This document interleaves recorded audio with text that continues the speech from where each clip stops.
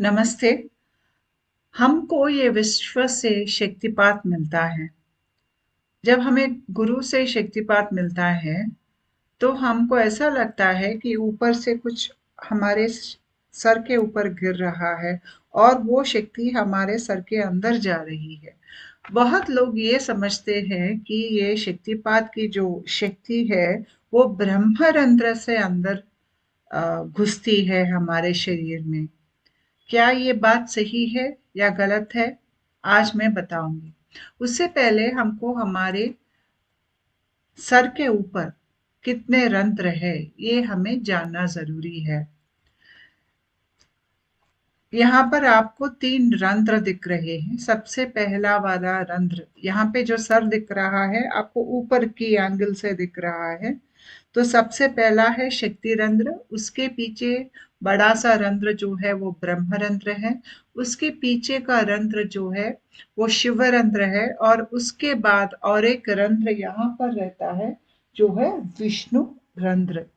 ये शक्ति रंध्र अगर आप 2 उंगली यहाँ से शुरू, जहां से आपके बाल शुरू होते हैं वहां पर आप रखेंगे तो यहाँ जो स्थान है यही आपका शक्ति रंध्र है।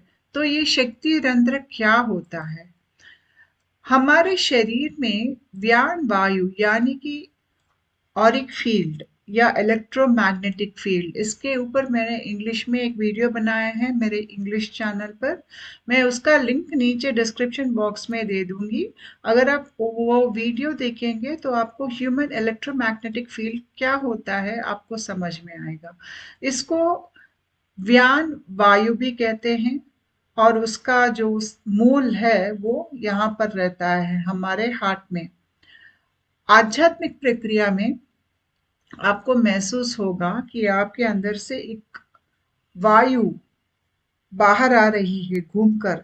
अगर आप 2 उंगली लगाएंगे तो यहाँ से निकलकर बाहर आती है वो, और वो थोड़ा इलेक्ट्रिकल जैसा महसूस होता है और वो फिर पूरी शरीर के इर्द गिर्द घूमकर फिर नीचे से ऐसे जैसे मैंने चित्र में यहाँ पर लगाया है वैसे ही वो घूमती है।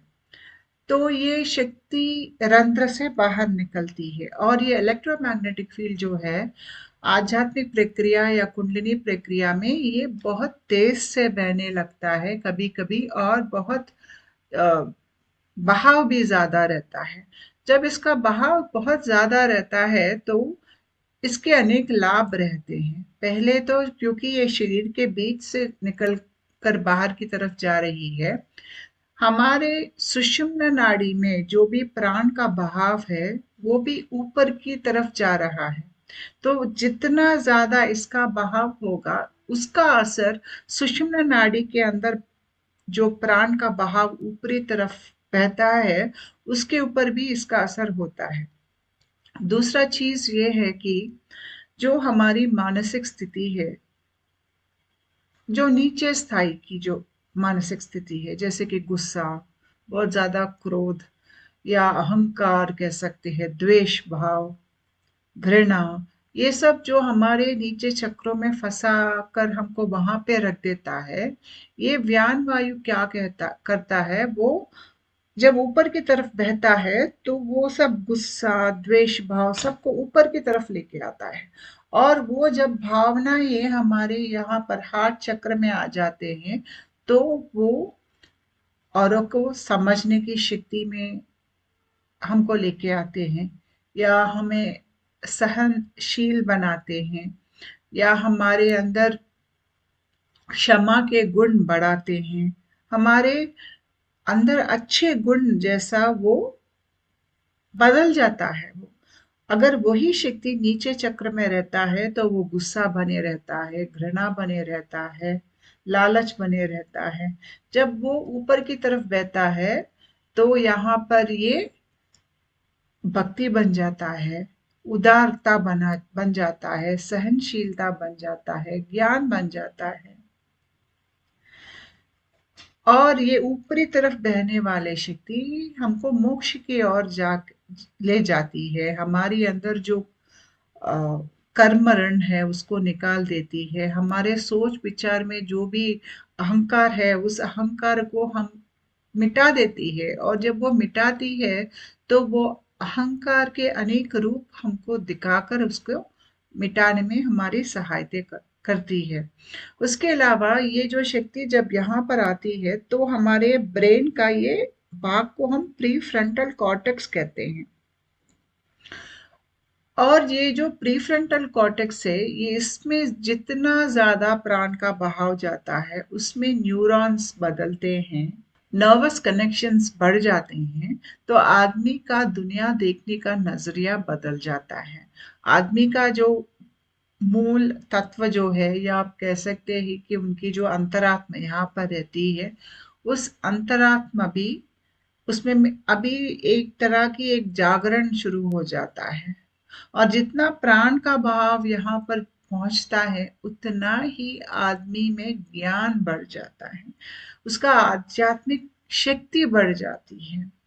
इसके अलावा ये जो प्राण का बहाव हमारा शरीर से इर्द गिर्द बाहर घूमने लगता है, तो हमको ऐसा लगेगा कि हम हर चीज के साथ जुड़े हुए हैं। हम अभी देख पाते हैं कि जब हम कुछ बुरा करते हैं तो उसका असर हमारे ऊपर ही नहीं औरों के ऊपर भी रहता है, और सब चीज कैसे जुड़े हुए हैं कार्मिक रूप से हम सब चीज को पहचानने लगते हैं, जिसकी वजह से हम बहुत जल्दी एक जन्म में बहुत बदल जाते हैं। इसके अलावा ये जो प्राण का बहाव है, यानी कि ये व्यान वायु या ऑरिक फील्ड जो है, ये हमारी रक्षा करती है। बुरे वक्त में हमारी रक्षा करती है, बुरे लोगों से हमारी रक्षा करती है, या कोई ऐसे एंटिटीज हैं दुष्ट शक्ति, उससे भी हमारी सहायता करती है, रक्षा करती है। और अगर हम कुछ चीज करने की संकल्प रखते हैं, दृढ़ संकल्प हम में है, तो वो दृढ़ संकल्प को एक सच्चाई बनाने के लिए ये और एक फील्ड हमें काम आती है। ये एक रंध्र जो है, ये है शक्ति रंध्र। तो इसका सब लिंक इस इलेक्ट्रोमैग्नेटिक फील्ड से है। अगला रंध्र जो है, शक्ति रंध्र से पीछे जो रंध्र है वो ब्रह्म रंध्र है। वो ब्रह्म रंध्र अगर आप 5 उंगली ऐसे लगाएंगे तो यहाँ पे जब हम पहुंचते हैं, ये स्थान ब्रह्म रंध्र होता है। और जब किसी को कुंडलिनी जागरण होता है, केवल कुंडलिनी जागरण में ही ब्रह्म रंध्र खुलता है, और वो अंदर की तरफ से खुलता है, जैसे कि कुछ अंदर से दो ऐसे आयरन की दो दो रॉड्स जैसा आकर अंदर से ऐसा घुसकर उसको खोलते हैं, एक ब्लास्ट जैसा महसूस होता है। और क्योंकि ये ब्रह्मरंध्र हमारे शरीर में हर एक नर्व के साथ जुड़ा हुआ है, जब ये फूटता है तो पूरा नर्वस सिस्टम पे के ऊपर उसका असर होता है, और वो इंसान को उस शॉक से उभर कर फिर नॉर्मल होने के लिए बहुत वक्त लगता है। और ये ब्रह्मरंध्र का भेदन हम अपने आप नहीं कर सकते हैं, ये केवल गुरु की सहायता या देवी माँ की सहायता से ही होता है, और ये केवल कुंडलिनी जागरण में होता है। अगर किसी का टॉप डाउन अवेकनिंग है या कुछ चीज जैसा आध्यात्मिक जागरण है, उसमें ये ब्रह्मरंध्र का भेदन नहीं होता है, इसलिए ये बहुत ही रेयर चीज होती है। और जब ये ब्रह्मरंध्र कहाँ है हम देखेंगे तो हमारी जो नाड़ी व्यवस्था है, हमारे सुषुम्ना नाड़ी है सूक्ष्म शरीर में, वो हमारा फिजिकल बॉडी में जैसा स्पाइनल कॉर्ड है, हमारा सूक्ष्म देह में सुषुम्ना नाड़ी रहती है। और सुषुम्ना नाड़ी के अंदर वज्र नाड़ी रहती है, उसके अंदर चित्रिणी नाड़ी रहती है, उसके अंदर ब्रह्म नाड़ी रहती है, जैसे कि यहाँ पर आखिरी पिक्चर में आपको नजर आ रहा है। तो सबसे अंदर वाला ब्रह्म नाड़ी जो है वो सूक्ष्म नाड़ी जहां से शुरू होता है, उससे नीचे यानी कि मूलाधार चक्र उस स्थान से थोड़ा नीचे से शुरू होकर पूरा स्पाइनल कॉर्ड में गुजरते हुए वो यहाँ पर आकर रुकता है, यानी कि ब्रह्मरंध्र के पास आकर ये ब्रह्म नाड़ी रुकती है। और जब कुंडलिनी सांप जो मूलाधार के नीचे जो निद्रावस्था में है, जब वो जागृत हो जाती है तो इसी ब्रह्मरंध्र से वो गुजरते हुए ऐसा खड़ा हो जाती है, जैसे कि उसकी पूंछ जो है मूलाधार में है और उसका सर जो है ब्रह्मरंध्र से बाहर निकलता है। और ये ब्रह्मरंध्र ही सहस्रार चक्र का सेंटर पॉइंट होता है। तो सहस्र चक्र के अंदर जाने के लिए, सहस्र चक्र हमारे सर के ऊपर ऐसा रहता है और इस ब्रह्मरंध्र से बाहर निकलते कुंडलिनी शक्ति सहस्रार चक्र में जो बिंदु है, वो बिंदु में परम शिव है, वहां पे जाकर परम शिव के साथ मिल जाती है। तो ये सिर्फ कुंडलिनी जागरण होता है। तो ब्रह्म रंध्र हमको सहस्रार चक्र की मार्ग में ले जाती है और यहाँ पर आदमी को बहुत ऊंचे स्थाई के समाधि स्थिति महसूस या अनुभव में आते हैं और ये आदमी खुद शिव जैसा बन जाता है। उसके बाद आता है और एक रंध्र जो है वो है शिवरंध्र। तो ये शिवरंध्र अगर आप यहाँ दूसरे पिक्चर में देखेंगे तो वो तीसरा रंध्र होता है। और ये शिवरंध्र का संबंध जो है हमारे नाड़ी व्यवस्था में वज्र नाड़ी के साथ इसका ज्यादा संबंध रहता है। थोड़ा चित्रिनी के साथ भी रहता है, लेकिन वज्र नाड़ी से ज्यादा संबंध रहता है। तो वज्र नाड़ी कहाँ पर है? हमारे रीढ़ के हड्डी, वो अगर आप नाड़ी व्यवस्था में देखेंगे वो सुषुम्ना नाड़ी होती है और सुषुम्ना नाड़ी जो मूलाधार से शुरू होकर ऊपर की तरफ आती है तो वो यहाँ तक आकर सुषुम्ना नाड़ी रुकती है। सुषुम्ना नाड़ी के अंदर और एक नाड़ी है जो वज्र नाड़ी होता है। वो सुषुम्ना जहां से शुरू होती है नीचे मूलाधार में, वो भी वहां से शुरू होकर सुषुम्ना के अंदर से वो थोड़ा और बाहर निकलकर, अगर सुषुम्ना यहाँ पर एंड होती है तो वज्र नाड़ी और बाहर निकलकर थोड़ा ऊपर एंड होती है। और यहाँ पिक्चर में आप देखेंगे कि वो पीला रंग में है वज्र नाड़ी। तो वज्र नाड़ी का संबंध हमारे स्वादिष्ठाना चक्र से रहता है। स्वादिष्ठाना चक्र जो हमारा सेक्स सेंटर होता है, वहाँ की जो फ्लूइड्स होते हैं, सेक्सुअल फ्लूइड्स, औरत में सर्वाइकल फ्लूइड्स, मर्दों में जो है सेमाइनल फ्लूइड्स, ये फ्लूइड्स जो है जब हम ब्रह्मचर्य रखते हैं तो वो फ्लूइड्स हमारे रीढ़ के हड्डी में जो वज्र नाड़ी है उससे ऊपर की तरफ आकर वो ओजस में उनका रूप बदल जाता है। और जितना हम ब्रह्मचर्य का पालन करते हैं उतना हम आध्यात्मिक रूप से ऊपर स्थायी की चेतना स्थिति में पहुंच सकते हैं। तो ये वज्र नाड़ी जो यहाँ पर है, अगर आप ऐसे उंगली लगाएंगे तो कुछ 7-8 उंगली के पार यहाँ पर, यानी कि सर जहां पर सबसे ऊंचा रहता है वहां पर रहता है शिवरंध्र। तो ये शिवरंध्र, इसका कनेक्शन ये वज्र नाड़ी से है और ये शिव का स्थान है तो नीचे शक्ति का स्थान है। अगर आप पुरुष है या स्त्री है, आप जो भी है, आपकी यहाँ पर पुरुष का स्थान होता है, मेल पोलैरिटी यहाँ पर होता है और मूलाधार नीचे वो फीमेल पोलैरिटी होता है। तो यहाँ पर क्या होता है, जब इस नाड़ी के अंदर आपको प्राण का बहाव महसूस होता है तो एक आनंदमयी स्थिति जैसा वो इंसान महसूस करते हैं, क्योंकि यहाँ पर मेल पोलैरिटी है, नीचे फीमेल पोलैरिटी है, तो एक ऑर्गेस्मिक ब्लिस जैसा महसूस होता है जब प्राण का बहाव इसमें से गुजरता है। और ये सबसे ऊपर यहाँ पर जो है वो है शिव रंध्र होता है। तो ये शिव रंध्र हमें कहाँ ले जाती है?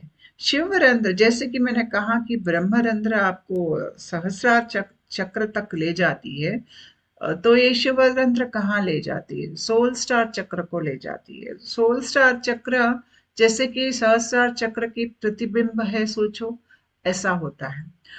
जब आप ध्यान में बैठे हो या आप अचानक नींद से उठ जाते हो, या कभी कभी आपको लगता है कि सर के ऊपर एक बॉल जैसा है, एक गोल्डन बॉल लाइट जैसा है, आपको वो दिखता है कभी कभी, ऐसा 1 फुट ऊपर की ओर रहता है, उसमें से जो लाइट आता है आपके शरीर के ऊपर गिरता है।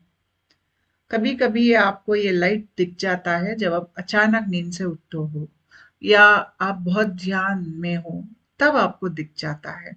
मैंने सोल स्टार चक्र के ऊपर भी इंग्लिश में एक वीडियो बनाया है, उसका भी मैं लिंक नीचे लगा दूंगी, आप वो वीडियो देख लीजिएगा हिंदी सबटाइटल्स के साथ। तो ये सोल स्टार चक्र क्या होता है? किसी का टॉप डाउन अवेकनिंग जब होता है, टॉप डाउन अवेकनिंग मतलब उनका अवेकनिंग जो है शक्तिपात के वजह से हुआ है, ये कुंडलिनी जागरण से अलग होता है। तो टॉप डाउन अवेकनिंग में ये सोल स्टार चक्र को आपकी चेतना स्थिति पहुंचती है। जब आप ये सोल स्टार चक्र के पास तक आप जा पाते हो, तो आपकी कांति देह जो है वो नियरली तैयार हो गई, आप ऐसे समझिए। तो ये कांति देह क्या होता है? जब हम ये जनन और मरण चक्र से हमको छुटकारा मिलता है, तो हमारी चेतना स्थिति ये कांति देह में अ, समाकर अभी ये कांति देह में ही हम कांति लोक या आप कह सकते हैं कि शंबाला या सिद्धाश्रमा हम जाते हैं। तो ये सोल स्टार चक्र जो है, ये हमें हमारे गुरुओं के पास जो सिद्धाश्रम या शंबाला, वहां तक हमें ले जाती है। और इस सोल स्टार चक्र में हमारी बहुत जन्मों की जो रिकॉर्ड्स है यहीं पर रहते हैं। और जब यहाँ पर आपकी चेतना अवस्था आती है, तो आपको अपने आप को बहुत जन्मों से अपने क्या पाठ सीखा है, कैसे आपका अंतरात्मा बदलता है बहुत जन्मों के उपरांत, और कैसे एक अनेक रूप की अनुभव आपको देता है, ये सब आपको समझ में आ जाएगा। आपको यहाँ पर मालूम हो जाएगा कि आपने ही आपकी कहानी, जिंदगी की कहानी लिखी है। और यहीं से आपको अपने जो गुरु है, जो सूक्ष्म लोक के गुरु है, उनके साथ आपके संबंध जो है, जहाँ पर आप शंबाला जाते हो या सिद्धाश्रम आप जाकर आते हो, वो सब अनुभव आपको इसी शिवरंध्र से होता है। मैंने वज्रनाड़ी के ऊपर भी वीडियोस बनाए हैं, वो मेंबरशिप में है इंग्लिश चैनल पर। अगर आप उनको देखना पसंद करेंगे तो आपको मेंबरशिप लेना होगा। फिर आता है विष्णु रंध्र। ये विष्णु रंध्र हमारी पाइनियल ग्लैंड जो है उसके साथ संबंध रखता है, और पाइनियल ग्लैंड का हमारे तीसरे आंख के साथ संबंध रहता है। जब हमारी चेतना अवस्था बढ़ जाती है और हमारे अंदर एक अंतरात्मा अच्छी रूप ले लेती है, तो हमको तीसरे आंख के सिम्टम्स महसूस होते हैं, यहाँ पर वाइब्रेशन सब आपको शुरू हो जाएगा। और जब आगे आप प्रक्रिया में जाएंगे तो आपको अंदर अमृत गिरते हुए, यानी कि कुछ बूंद के पानी आपके अंदर टपक रहे हैं, ये आपको महसूस होना शुरू हो जाएगा। मैंने अमृत गिरने के ऊपर भी एक वीडियो बनाया है, उसका लिंक मैं नीचे डिस्क्रिप्शन बॉक्स में दे दूंगी। अगर आप वो वीडियो देखेंगे तो आपके शरीर के अंदर ये अमृत के बूंदे क्यों टपकते हैं, ये चीज आपको समझ में आ जाएगा। और डीएमटी नामक एक गॉड मॉलिक्यूल या स्पिरिट मॉलिक्यूल जो है वो पाइनियल ग्लैंड से उत्पन्न होता है, और इस पाइनियल ग्लैंड का विष्णु रंध्र के साथ संबंध होता है। तो जब आदमी को कुंडलिनी जागरण हो जाता है, तो ये विष्णु रंध्र जो है बहुत ऐसा वाइब्रेट होने लगता है यहाँ पर। और क्योंकि मेरी कुंडलिनी जागरण है, तो मुझे ऐसा लगता था कि ये विष्णु रंध्र से बहुत कुछ पानी जैसा वो आगे की तरफ अ, फेंक रहा है, और मुझे वो यहाँ से शुरू होकर ऐसे राइट ब्रेन के तरफ, ऐसे इस दिशा में आगे की तरफ आके गिरने की मुझे अनुभव है। और कभी कभी लेफ्ट साइड पे भी आके आगे की तरफ जा आता है, लेकिन ज्यादा राइट के ऊपर ही मुझे पानी गिरने की, अंदर अमृत गिरने की मुझे अनुभव बहुत बार हुआ है, जिसकी वजह से हमारी ब्रेन की स्ट्रक्चर जो है वो अंदर बदल जाती है। और पाइनियल ग्लैंड डीएमटी नामक एक गॉड मॉलिक्यूल को वो तैयार करती है, जिसके वजह से हमको आध्यात्मिक प्रक्रिया में अनेक अलौकिक अनुभव हमको महसूस होते हैं, जैसे कि हम देवी देवताओं के साथ मिल सकते हैं। हमको ऐसा लगता है कि भगवान की आवाज हमारे अंदर सुनाई दे रही है। हम दैविक लोक घूम कर आते हैं। हमको ऐसा लगता है कि हम सृष्टि में हर जगह हम फैले हुए हैं। कभी कभी आदमी शरीर से बाहर निकल के आ जाता है, कभी कभी मौत तक जाकर मौत को तोड़ी एक ऐसे टच करके फिर वापस जिंदा हो जाते हैं। ये सब चीज जो होते हैं, जब ये सब हम महसूस करते हैं तो हमारे पाइनियल ग्लैंड डीएमटी प्रोड्यूस करता है, और डीएमटी के वजह से ही हम ये सब महसूस कर सकते हैं। हमारे जो अ, समझ है दुनिया के बारे में, भगवान के बारे में, हमारे अपने बारे में, जब ये पाइनियल ग्लैंड एक्टिवेट हो जाता है, उसमें बहुत ज़्यादा बदलाव आता है और हम बहुत ज्ञानी हो जाते हैं। हम वो चीज़ देख पाते हैं जो एक आम इंसान नहीं देख पाता है। और ये पाइनियल ग्लैंड, या आप कह सकते हैं आज्ञा चक्रा की तीसरी आंख, ये विष्णु रंध्र से जुड़ा रहता है। ये डीएमटी एक आम आदमी के शरीर में भी तैयार होती है। जब वो पैदा होता है, ये इस दुनिया में आता है तब होता है। कभी कभी सपनों की स्थिति में होता है, या जब आदमी मर जाता है तब भी आदमी के शरीर में डीएमटी प्रोड्यूस होता है। तो डीएमटी हमको ऑल्टर्ड स्टेट्स ऑफ कॉन्शियस में ले जाती है, और वो सब पाइनियल ग्लैंड से प्रोड्यूस होता है। तो मैंने वीडियो के पहले भाग में ये बोला था कि जब हमको शक्तिपात मिलती है गुरुओं से या सृष्टि से, बहुत लोग सोचते हैं कि ये ब्रह्मरंध्र से अंदर जाता है। ब्रह्मरंध्र बाहर से नहीं खुलता है, वो अंदर से ही खुलता है, और वो सिर्फ कुंडलिनी जागरण में खुलता है। तो अगर कोई आपसे ये कहे कि शक्तिपात आपको ब्रह्मरंध्र से हो रहा है, वो गलत बात है। तो वो कहाँ से हो रहा है? अगर आप 5 उंगली ऐसे लगाएंगे तो ये ब्रह्मरंध्र होता है। बिल्कुल ब्रह्मरंध्र के सामने यहाँ पर एक द्वार होता है, और इसी द्वार के अंदर से आपको शक्ति का प्रवेश आपको महसूस होता है। मैंने यहाँ पर एक येलो एरो लगाया है, उसी स्थान पर आपको शक्ति अंदर जाते हुए आपको महसूस होती है। और क्योंकि ये ब्रह्मरंध्र के पास में है, तो बहुत लोग कंफ्यूज हो जाते हैं और वो सोचते हैं कि शक्तिपात मुझे ब्रह्मरंध्र के अंदर से शरीर में आ रहा है। ये ब्रह्मरंध्र के अंदर से गुजरते हुए नहीं आ रहा है, वो ब्रह्मरंध्र के सामने 1 फिंगर विड्थ सामने, आप वहां से आपको शरीर के अंदर प्राण का बहाव महसूस होता है जब आपको शक्तिपात होता है। तो ये सब हमारे सर के ऊपर जो रंध्र है, शक्ति रंध्र और ब्रह्मरंध्र, शिवरंध्र, विष्णुरंध्र, और ये चारों के अलावा और एक स्थान है जो बिल्कुल ब्रह्मरंध्र के सामने है, जिसके अंदर से हमको शक्तिपात मिलती है। नमस्कार।